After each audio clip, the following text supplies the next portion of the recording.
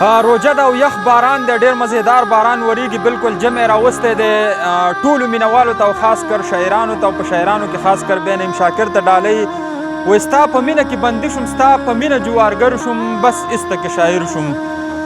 ستا په مینه کې بندي شوم، ستا په مینه جوارګر شوم، بس ایسته کې شاعر شوم.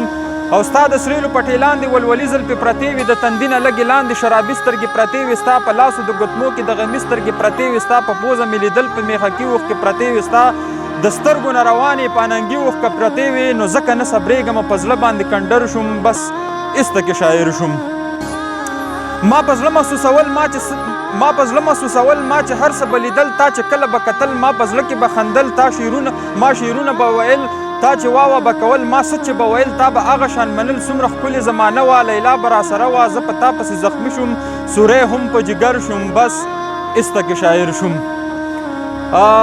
مینوال یو بل ملګری هم راغلی ویډیو کې شاملېدل غواړي او د دیر دپاره به کې یو څو شعرونه ووایم. بره دیر که تی ملګره ټوله مانه مروره، جمشید که ساګرې مړه ته څنګه شاعر د ښکلا صفت مې نه کوې، د هر چا صفت مې نه کوې، په رښتیا صفت مې نه کوې. نو ستا د دیر نه که ځوانان دي، مشران که بوډاګان دي، که هر څومره ماشومان دي، د ښکلا ثانیې نشته، د وفا ثانیې نشته، په رښتیا ثانیې نشته. او زه خو راغلم اوسېږم ستا په دیر کې مسافر شوم، بس ایسته کې شاعر شوم. څوک چې زړه باندې خوږېږي، په دردونو کې دردېږي، په خوبونو کې یېرېږي، په هر چا چې ځایېرېږي، نو شاعر به تې جوړېږي، مصور به تې جوړېږي او ساګر به تې جوړېږي.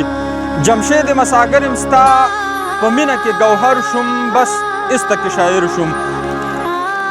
یو څو شعرونه نور هم وایي مینې دې داسې لیونی کړم چې خپل ځان خورم، ګوتې مې وینې دي د ګوتو نه نوکان خورم، چې کله تږی شم د زړه وینې په لپ وڅکم، چې کله وږی شم د ونو نه خندان خورم. چې کله تږی شم د زړه وینې په لپ وڅکم، چې کله وږی شم د ونو نه خندان خورم. غریبۍ راله بدن داسې کلک کړی اشنا، ځنګل کې ګرځمه د لوږې نه ماران خورم.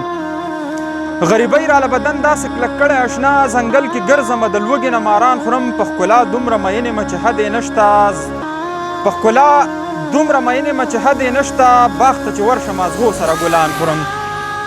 په ښکلا دومره مین یم چې حد یې نشته، باغ ته چې ورشم مازغو سره ګلان خورم. نن راته وایي ای ساګره که واده دې نه کړم، بل به مېړه نه کړمه سپو باندې به ځان خورم.